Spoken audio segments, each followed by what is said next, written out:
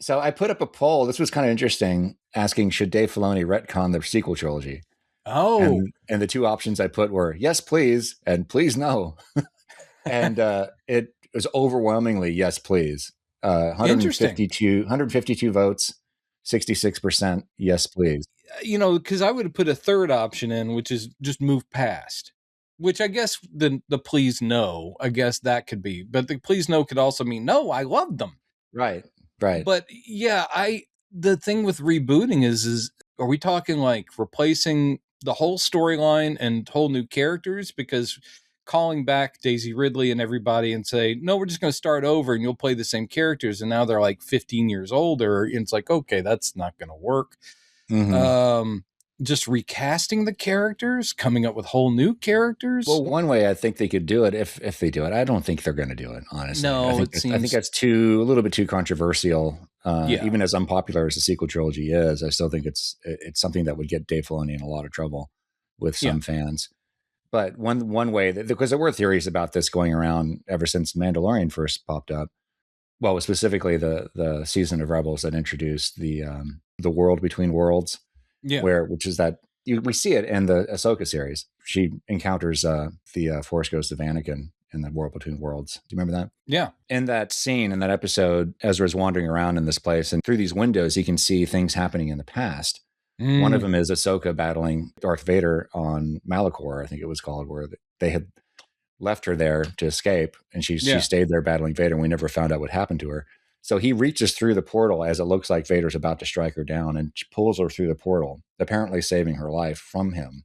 Wow. And some people were theorizing when the Mandalorian, especially when Ahsoka was coming into the story, some people were theorizing at that point that because Ahsoka had been saved by Ezra in Rebels, maybe previously she had been killed by Darth Vader, that because she was there to direct Din Djarin towards Luke, because gets very complicated, because in the novels at the time that were written, Ben Solo was supposed to be Luke's first apprentice, the very first apprentice he had in the New Jedi Academy.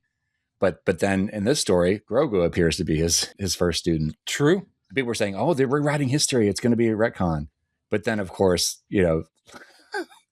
they go, "Never mind." In season 3 or Book of Boba Fett. Well, that was marketing that made that decision. So marketing seems to have all the power in that universe, which is like, you can't have Mandalorian without his little buddy Grogu around. I'm like, I love Grogu, but so one thing they could do is just tell another story, because people are saying in the comments they need to do Heir of the Empire and bring Luke back into it and stuff. Recast, don't do CGI, recast. That's a really popular. And I agree. I think they should just recast and stop, unnecessarily anchoring themselves to this place that we've got to, do all the CGI, or just recast it. Just recast the damn roles, Yeah. Tell the story of our Heir to Empire, and then now there's a different future. True. Alternate future. But it is kind of weird. That's like more of a Star Trek-y thing than it is. Yeah. Star Trek, built into its sci-fi was always, man, they time traveled plenty, and they had a mirror universe. It's like, okay, all right, that's a Star Trek thing.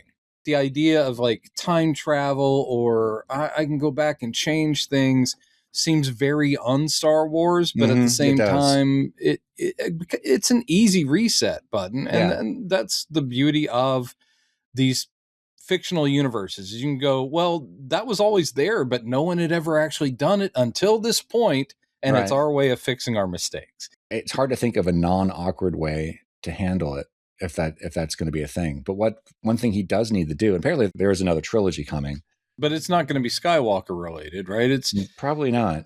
But that's the thing, is they need something that fans can rally around as en masse, and I don't know if it's possible now. A lot of the projects that I've heard of that are in the works, they seem to be going backwards. Like it's like, let's go back to Knights of the Republic and that kind of thing, and you're like, oh, okay. But I'm sure there's a lot of great stories to be told of the past, but I'm always about what happens next. I don't want to know what happened then. I know. So like, and that's why for me, I saw some people in the comments, because I did say, I think in that last video, that they should just move ahead and somehow not ignore what happened in the sequel trilogy, but somehow redeem it by coming up with better ideas of what happened, but move past it. Go 50 years, 100 years beyond, and just see the aftermaths of what happened. I think the sequel trilogy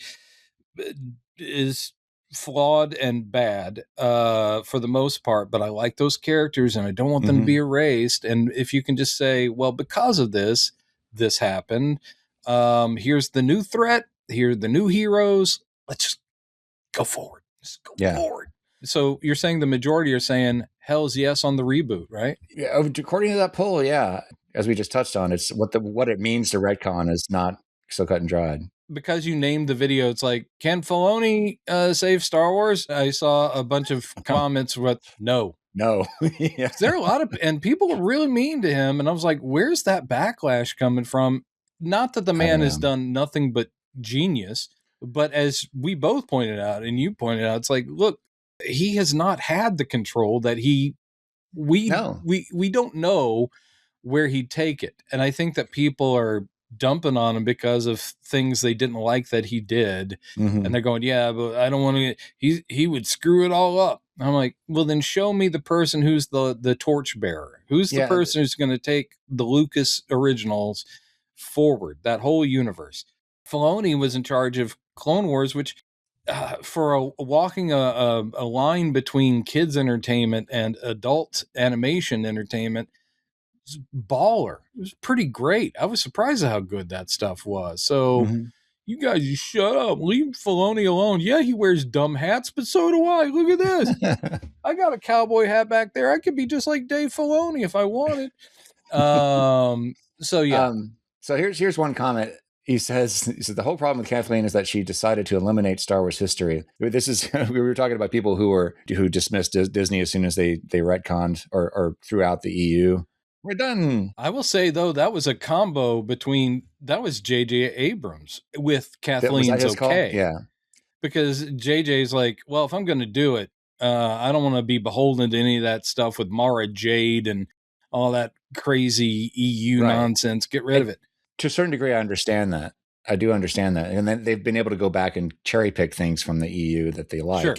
We got Thrawn. So that's not everything in the EU is good. In my opinion, I don't think. To the people who were all in because the novels were the only source of stuff for, so long, that is the commonly held perception. And then there are some people who dipped in, sort of like us, and were like, well, I'm not going to miss that stuff, much of which I don't even know about. So everyone's level of investment in whatever Star Wars was when we were about to get a sequel trilogy, that's where it depends. It's where people are going like, oh God, as long as they don't touch what happened in this story, in this novel or this comic book, you're like, okay. I mean, and I get it. I totally respect people who are emotionally and invested in this whole lore, because it's, to them, it is as real as like Tolkien's universe. Like you don't retcon Lord of the Rings, Right. Though I am working on that. Hey, I forgot to mention this guy's name. It's Terry Thompson is this dude's name. Hi, Terry. He says, and no, fellas, going 500 years into the future is not fixing Star Wars. It is creating an entirely different sci-fi fantasy IP and slapping Star Wars badge on it. If we're talking hypotheticals, it would really just depend on how well it was done. You could just said the same thing about going back. Like when they did give us games like Star Wars Knights of the Old Republic and things like that. And there were plenty of extended universe novels that were set way back in the far past that they're talking about when the Jedi and the Sith are first coming to, well, that's a bunch of nonsense with characters that we don't know. And it's basically just Star Wars slapped on another IP, but that happened to be in the past. It's exactly the same if you jump at the future. You can always, depending on the creators, depending on what came out of it. What if J.J. Abrams, what if the sequel trilogy had been better thought out? We'd all be going, yeah. And again, they invented characters we didn't know. And then they, of course, did the nonsense of, somehow Palpatine came back. Oh, I know. Okay. I don't want to get into it. I know. And so, but yes, I respect your opinion. I would say that it is very possible to do that well. Well, he specifically says here, if Filoni wants to keep his job, it's like, I don't think his job's in danger, y'all. But he says that he'll immediately go into self-preservation mode and recanonize the expanded universe. That's not going to happen. I know everybody wants that to happen. They're not going to do that, man. No. They're going to selectively recanonize things as they've been doing as they're going along. So, but he says that's how you save Star Wars: Luke Skywalker, Han Solo, Leia Organa Solo, and their children, Jason and Jenna Solo. Anakin. Yeah, that's. I mean, again, that's someone who's still very, very in the EU. Very specific requests. Yeah. And I just think we can't be married to those specifics anymore. And I know it's heartbreaking that they threw all that out, but they're not going to do that, man. They're not going to do that. I do think that Filoni is already steering towards a rethought or a reimagined version of Heir to the Empire. After all, Thrawn is already there in this new canon. We know Luke is there. Luke has been there in a sort of CGI stand-in version. Well, if they go that way, then they are going back in time pre-sequel trilogy, because obviously, so it still doesn't address how they're dealing with the sequel trilogy, if they're going to deal with it at all. Right. Yeah. But what you said is like the aspect of that I don't like is having to retroactively explain somehow Palpatine returned. You know, I don't want the storyline to be. But at some point, it would have to link up, unless they're determined to only tell tales from here on out that end before, the Force Awakens. I mean, if that's, I'm sure there's all kinds of adventures, and again, whether they were cribbed from the EU or just brand new writers come in saying like, this is what Luke was doing in his 40s, and you're like, great, but we still know he's going to end up on that rock. He's going to wind up on a stupid island, drinking milk from whatever. It's like, if that's where he's going to end up, then what's the point? So they do have to address the sequel trilogy, and that's one of the first things is, will it remain canon, or will they pretend it wasn't there and move on? And I don't know. And the way, and I don't know if this will work or not. It seems like it's going to be weird, but if they do use the World Between Worlds and some kind of alternate history thing to change the future, what is the future to the Mandoverse? The sequel trilogy is the future to the Mandoverse.